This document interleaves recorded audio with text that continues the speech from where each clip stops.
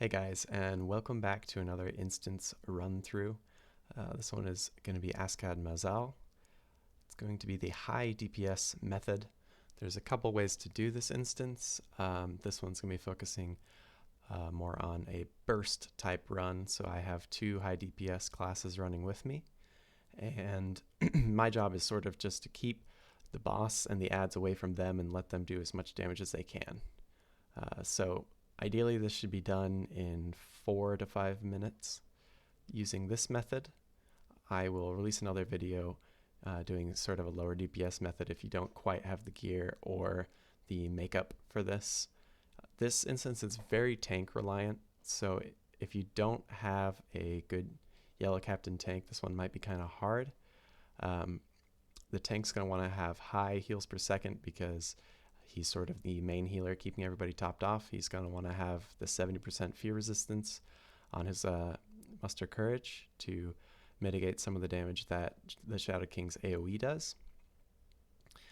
So before we run into this, you are going to want to have all your pre-buffs. There's a lot of damage in this instance, so make sure you have as much health and buffs as you can before you enter in.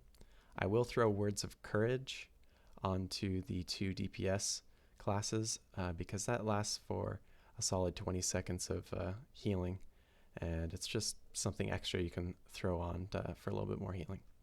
So to begin with, I'm going to attempt to aggro the boss and drag him over to the first world eater to take off his buff. I do miss my my taunt because he parries my grave wound, but it's not a problem, and we do recover from that. So I just quickly use my threatening shout. This is going to bite me in the back later because I don't have the 10 seconds that I need to build aggro here. So as you can see, the Shadow King will come off me in a second here. One thing to point out here, I did just take the Shadow King's buff off, but I also didn't debuff myself when the World Eater smashes down like that. He is hitting in an AoE, but I can be just outside of the AoE, and the Shadow King can be just inside, so he'll get his buff removed, but I won't take the 20% incoming damage debuff on myself.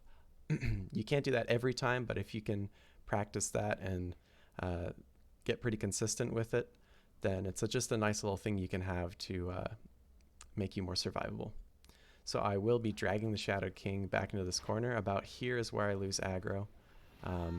So I do have to throw out my Elendil's Roar. Thankfully he didn't one-shot anybody there, but as long as the DPS can hit him, it doesn't matter too much. Keeping my buffs up, I have Revealing Mark for healing on the team, and I'll just be going through my healing rotations here and sticking in this corner with my banner. Because I'm healing so much, the adds are coming to me first, so as soon as I have Elendil's Fury, I'm going to be able to lock them in place. The Shadow King just got his buff back on. I noticed that the Frenzy Dark Maw is over there on the Hunter, so I grab him off. Sometimes the World Eater is not going to do his induction, and when that happens it kind of throws everything off, so you notice I'm dropping pretty low health here. But that's okay, that is something you can recover from. It's not always the end of the world. Make sure you have wound pots. I'm going to go back in this corner, and you notice I'm healing up well. I used my pet heal and a potion, brought me back up to a good amount of health. I'm just locking the adds and the Shadow King in this corner so they're not touching my DPS classes, and the puddles are dropping on me. And every time his buff comes back up, I'm just dragging him back to get that removed. So I got kind of lucky there. It's not always something that works out that way. The Shadow King will cast an AoE once every 40 seconds, and sometimes you can interrupt that. If he is recasting his shield onto himself and he does the AoE at the same time, it will just cancel the AoE. If you phase him while he's doing the AoE, it will also cancel it. So if you're having a really hard time with this boss, sometimes you can sort of make it easier on yourself by manipulating the fight so that you cancel his AoEs. If he did hit the AoE, it would have damaged my hunters a little bit and myself, and that is why I activated In Harm's Way, and I activated to arms. So that would have reduced the damage they took by 35%, and they wouldn't have gotten one shot. I also had Muster Courage buff rolling, so they wouldn't have got the fear that comes with the AoE and can do a significant amount of damage. So on that first AoE that hits, if you're the captain, you're going to want to hit in harm's way to arms and make sure you have your Muster Courage buff up. For the next one that rolls around, you're only going to have your to arms, which is a 15% damage reduction. Depending on your hunter's health pool, they might die. Hopefully it'll be the only death and you can recover from one death. Just res and keep going. So I am now dragging the boss to the middle here. There's no pools here, so I want to sort of have a fresh start of the pools. The World Eater over behind there is pretty covered in them, so I don't want to be sitting around there for now. So he is phased. One thing I will point out for this run, after you phase the Shadowed King, there's a chance he's going to cast his Corruption on himself, which will increase his damage, or he'll cast his shield. If you get really lucky, like we did this run, he won't cast his shield and he'll only be casting Corruptions, and sometimes it just goes like that. If he is casting his shields, it's not really a problem. You just take him, in this case, I'd take him to the World Eater behind me to get the buff off because there's no pools there, and then just drag him right back to the middle. With ranged DPS like this, this fight's much easier because you don't have to manage pools. I'll release a video later talking about pool management. But as long as you're in front of your hunters and they're in range, you can just sort of move around the pools as the tank, and it's not a huge deal. You just have to focus on healing yourself, you have to focus on damage reduction for your hunters, and you have to focus on aggro control. So the tank does have to do a lot here, which is why oftentimes when you try and pug this in World Chat, you're not going to be able to find a tank who's able to run tier 5. It's just very demanding for the tank. They have a lot on their plate. But if you can find a tank, hold on to them because they're really rare and really beneficial to everybody, so you can get your earrings. So he did do his AoE there. You'll notice that the hunters took about half their health and damage. I'm going to go ahead and activate Last Stand here. It's not a big deal. Very short cooldown. Just kind of heals me up. So that'll postpone this fight a little longer. So I heal up to 500,000. I noticed that I'm taking quite a bit of damage because of the ads, but it's sort of a DPS race at this point. I need a stall time for my Shield of the Dunedain in order to keep this going a little longer. I'm just backing slowly out of the puddles, and then I'm going to kite around here and get my Shield of the Dunedain, and then I know we can finish out the fight. So I did cut it a little close. There will be a lot of ads at this stage, but since it's a DPS race, you should expect that. And of course, once you finish the fight, all the ads will be gone. That's sort of a simple way to do AM. It's much harder when you only have like one DPS or you have low DPS. It becomes very difficult at that point.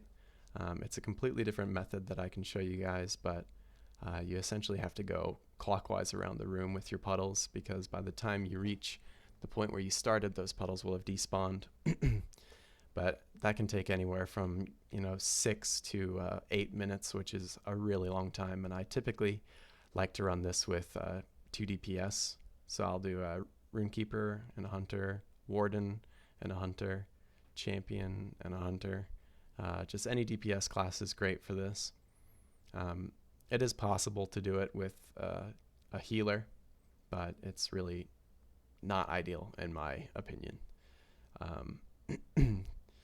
So yeah, I hope that was helpful. I was trying to find a good video of me doing this where it was sort of normalized and something you could expect every time. But I've noticed every time I do this run, I am sort of panicking in some situations, and I'm using my heals, I'm using my potions, I'm using my pet heal. I'm always trying to just essentially elongate the fight for my hunters, to let them DPS as long as they can and for me to survive. If I die, it's pretty much over. So it's kind of always going to look like a panic every time you do this, because you do have to react to the puddles that are dropping. You have to react to what the Shadowed King is doing if he's casting his corruptions or casting his shield. But sort of the main 3 points that you should know as a tank is make sure priority number 1 is you have aggro. The Shadowed King can just one-shot your DPS. Make sure you have aggro on the ads. If one slips past you, they can do a lot of damage to your DPS, so just make sure you're holding aggro. You can help yourself hold aggro by healing a ton, because that generates a lot of aggro. As you notice, the ads came to me first because of my healing. The second thing you should know is always keep his buff off. He's going to be casting his buff in the first phase. It's going to be like every 20 seconds he's going to be casting the buff that reduces incoming damage on him by 50%. So predict that. Don't get content and sit in one spot. You're going to have to take the boss back to a World Eater to get the buff off. If the one World Eater you've been using is completely clogged up with puddles, you have to swap sides to the other side. You have to be reactive and have situational awareness in this fight. And the third thing is to make sure you're aware of damage reduction. So the only viable tank that can do this right now, really, it's possible to do it with other tanks, but the only viable tank that you're going to have the most success with is a captain, because they can heal a lot, they can survive a ton, they have a lot of toolkits, and they have enough aggro control for this fight. So if you're the captain tank, you have to be managing your aggro, you have to be managing your self buffs and the boss's buff, you have to be managing the puddles, and you have to be managing your heals, because in many cases you'll be the only healer, and you have to keep your squad alive, otherwise there's no point. Keep your damage reduction up in harm's way when he does his AoE or to arms. Those are very important, because that AoE can sometimes just wipe you and you have to start over. So those are kind of the main things. Refresh your revealing mark or noble mark. If you're running with some more self-sustaining DPS classes or people who are more confident, you can run noble mark, which will keep you alive a lot longer, and you don't have to panic as much with your self-healing. But other than that, this is a really good test to see if you are ready to tank harder content, because this is a particularly demanding instance on the tank. I wish I had a more normalized run for you guys, but this is what I've got, and it just sort of shows you what you have to be aware of, at least. So I hope this was at least a little helpful. Anyway, guys, if you have any questions, I will be reading the comments section a lot, just because I want to help you guys finish this. I know a lot of people want to get tier 5 AM done, so I'll be paying attention to the comments section. I know I didn't clarify everything in this video, but hopefully in the comments we can clear up any other questions you guys have. So good luck, and let me know how it goes if you have success. Anyway, take it easy, guys.